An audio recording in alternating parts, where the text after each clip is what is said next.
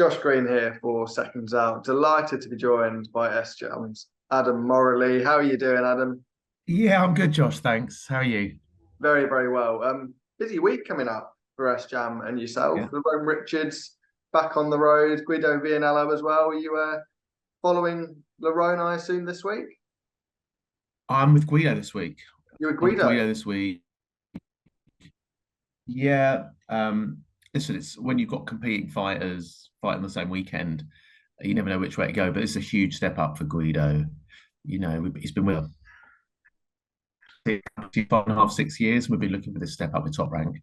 He's getting FA Jagba, who's rated in the top 10 of the BC, and he's fighting for the WBC silver.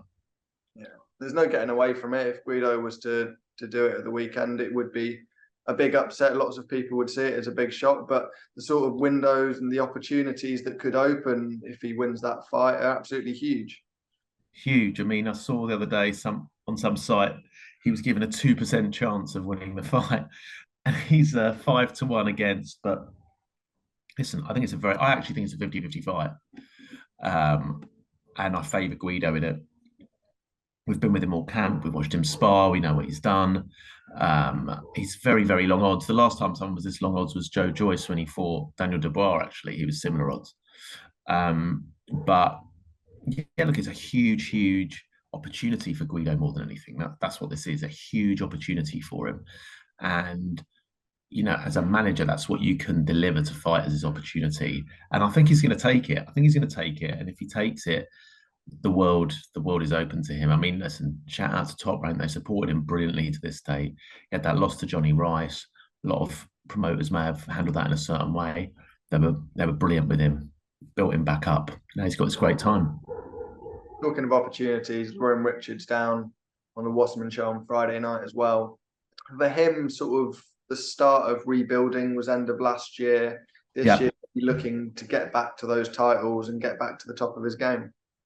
Yeah, for me, Lerrone is the best 168-pounder in the UK. I think. I don't think it's that close now with a lot of the top names moving on.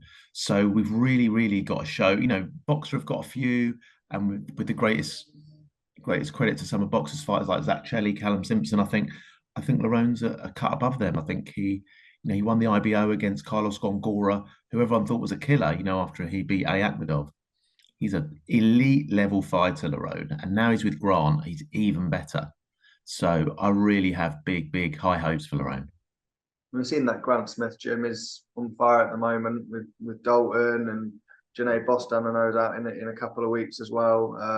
In Liverpool, I believe that one is.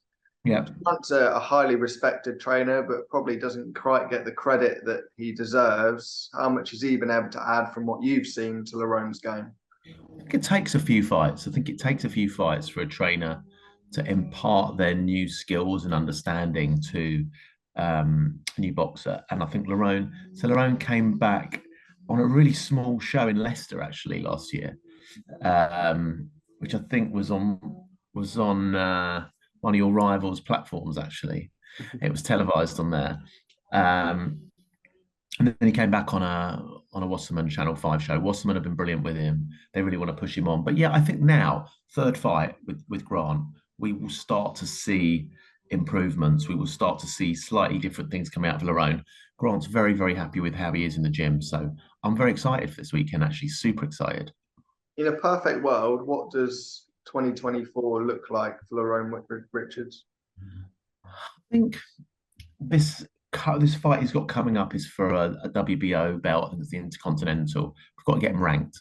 We've got to get him ranked and get him up the rankings because Lerrone's not someone anyone's going to voluntarily defend against.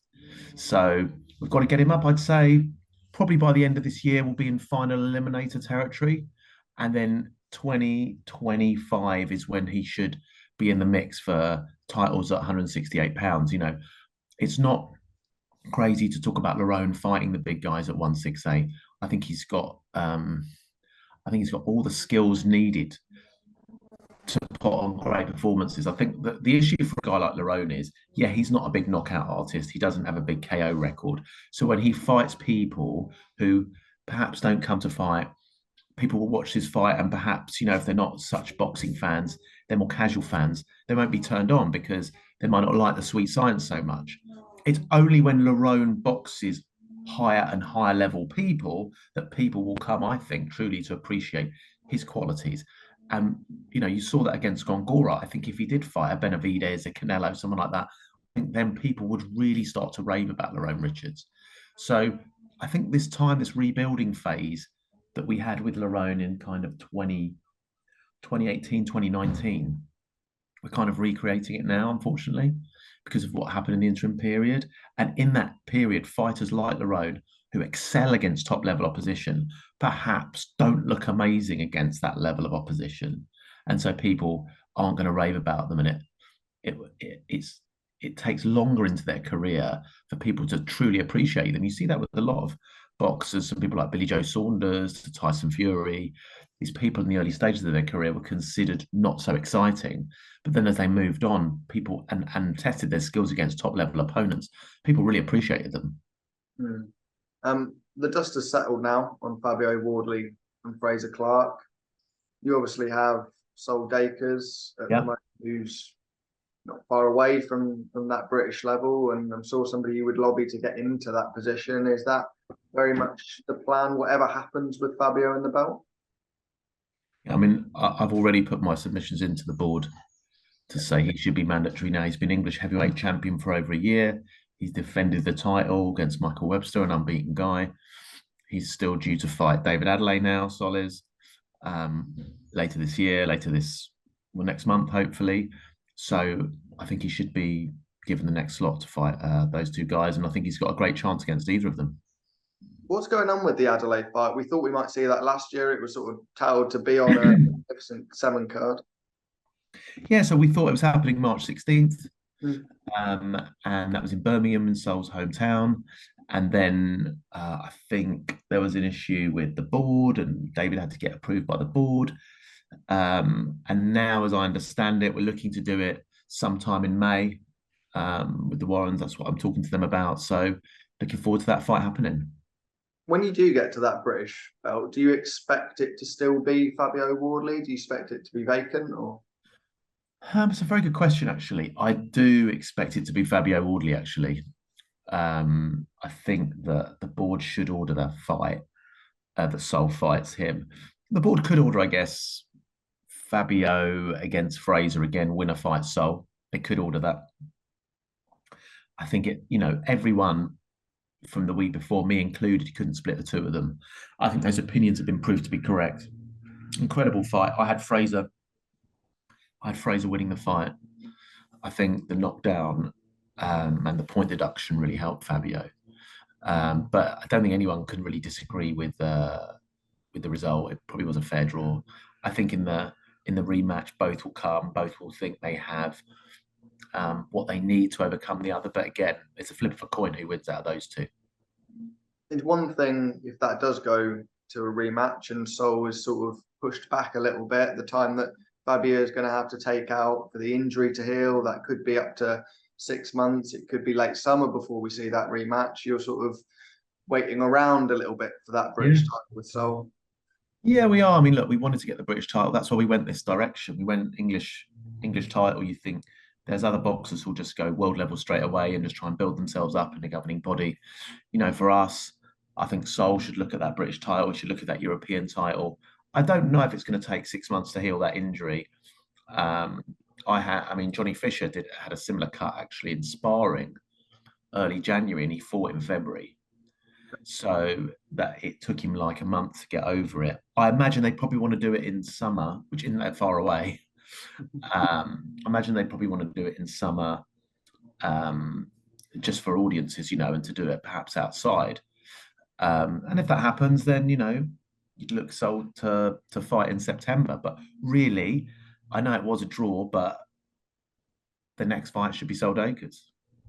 Also on that card, Florian Marku took his first loss of his career, probably a career best performance from Chris Congo in that one. Lots of people have said a disappointing loss for Florian. How has he reacted to that? Yeah, very disappointing. He's never really experienced a loss like that before. And I think as a team, we know what happened. We don't want to go into it in too much detail, but he was nursing something, but we don't want to use that as an excuse for the fight. He voluntarily went into the fight. So when you go into the fight, you've got to accept everything that happens. I think the Congo game plan was smart, was very smart. I think Florian got into range, struggled to unload there, and struggled to put his punches together. I had Florian winning the fight in the first half of the fight. I think Congo came back very strongly, round 6, 7, 8. I thought Congo won it 96-94, actually. I agree with one of the judges' scorecards. So, accept the loss, which we have to do. We have to learn from it. We want the rematch. Florian wants the rematch.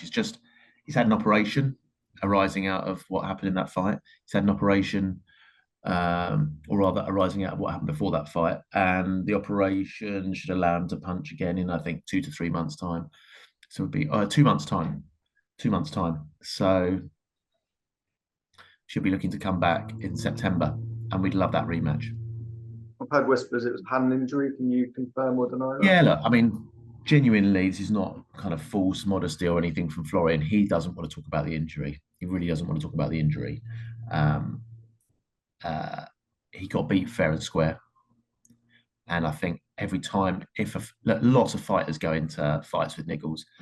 And if you go into the fight, you have to accept you're going to be judged. You can't go into a fight and then finish and go, oh, look at this, look at this.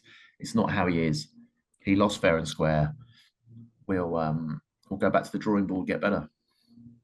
Joe Joyce back in the winners column just a few weeks back against Cash Ali. I'm sure yourself and the team have started planning what's next for Joe. The route back to those titles and to that sort of level, is that very much what's in the mind of yourselves and Joe? Yeah, absolutely. We've got a terrific relationship with the Warrens, who obviously are now in pole position in Saudi with their relationship with Turkey or Sheikh. There have been lots of different things. I mean, they've given me loads of options for Joe. He's just coming back. I think he'll be back this week, hopefully, from his travels. And I think appearing on cards in Saudi, May, June is a bit early for him. I think we're looking for him to fight in the summer, in quite a big fight in the summer. And then after that, he'll impress there, let's hope. And then I think we should be talking about trying to get that Joseph Parker fight. Joseph Parker's up for the fight. I don't know what's going to happen with the Zhang Parker rematch at all, but assuming that it does or doesn't happen, I think the route back to the titles is for Joe to face Joseph Parker. I think it's a compelling fight. And I think it should happen later this year. We've seen Dillian Whyte mentioned as a possible opponent for Joe Joyce. Would you fancy that? We love that fight. I think it's a great fight for both fighters. I was speaking briefly to Dillian Whyte's management about it. I think the situation with regards to Dillian's ability to box in the UK is unclear. I'm not over it. If he can box, brilliant. If he can't, he can't. I think there are various legalities around it. But yeah, that's a terrific fight for Joe right now. And that's the kind of fight we're looking for. A good fight for both men. A couple of big heavyweight fights have sort of been touted for that 5v5 Queensberry matchroom card. I'd like to ask you quickly about them. In Daniel Dubois and Filip Hrgovic, obviously Daniel took the loss to Joe Joyce many years ago now. It seems like a long time ago, but he's risen again. He had that loss to Usyk, now goes in for the RBF title against, well, hopefully again for the RBF title against Filip Hrgovic. How do you see that one? It's a good fight, isn't it? I think when Hrgovic beat Zhang, everyone thought it was a terrible performance from Hrgovic, if you remember. And I think people didn't really fully appreciate Zhang. I think that was a strange performance from Hrgovic. Remember him looking at his corner in that fight. I think Filip Hrgovic is slightly underrated, actually. I think a lot of commentators kind of don't think he's that great. He's obviously an Olympic medalist and has high pedigree. I think it's a terrific fight, him v Dubois. I mean, we've had Guido Vianello sparring Dubois, and I think Hrgovic is going to come over and spar a couple of our other guys. I mean, ultimately, I've got to be backing the Brit here. I've got to be backing Dubois. I think he's got the power to really, really trouble Hrgovic. And I think Dubois is not going to be too afraid of what's coming back at him. It's an intriguing fight, actually, but I have Dubois to win that by stoppage. Would that be a route as well for Joe Joyce, the Dubois rematch? As soon as as soon as Joe got back into it this year, we spoke to the Warrens about the Dubois fight. We really like it. We obviously know them, their camp well, know Don Charles well, who's a great guy, done a terrific job with Daniel. They're not interested at the moment. They're not interested. They don't want to fight Joe. And I can understand why, because, you know, Daniel's already lost to him. Probably psychologically it's a tough fight for him. And also he wants to, you know, what does he get from beating Joe for a second time right now? Not much, right? Because Joe isn't in possession of any titles. So I understand from a management perspective why Daniel doesn't want to be fighting Joe right now. But yeah, great fight for us. We'd love it. Great fight for the UK. I mean, hopefully Dubois beats Hrgovic. Joe goes and faces Parker. That will be for the WBO title. And then Dubois and Joyce can unify. Yeah. If it all goes to plan, hopefully. The final thing I want to get your thoughts on is the return of Deontay Wilder, possibly against Zhilei Zhang. Now, what we saw last time from Wilder was not the old Wilder, the big puncher that we've seen in previous years. But how do you see that matchup with Zhilei Zhang? I mean, for many years, people have spoken to me about Deontay Wilder, Joe Joyce, as, you know, the biggest puncher against the best chin. And, you know, people started to question Joe's chin after he got KO'd by Zhang.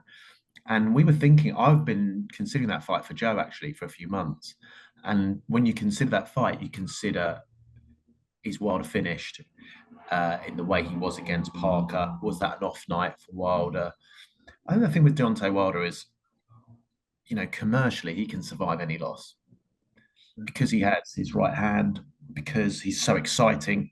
You put his name on the card, it's instant excitement.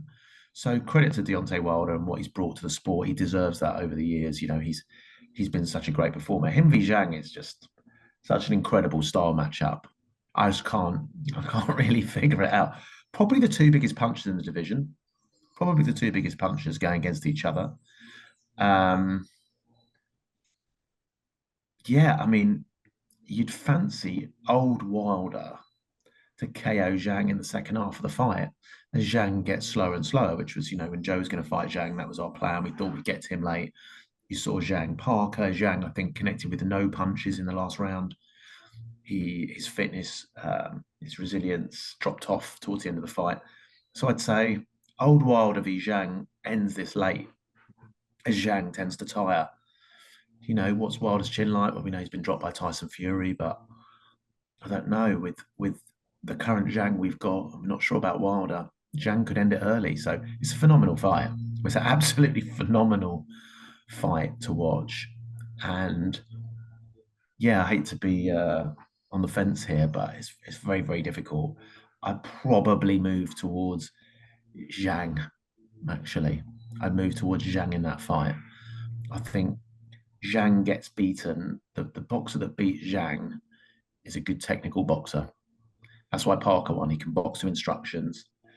That's why Parker beat Wilder. He's a tremendous technical boxer under Andy Lee. I don't think Wilder's that guy. I think probably Zhang gets to him. The only way that can end is KO, do you feel? Yeah, I think so.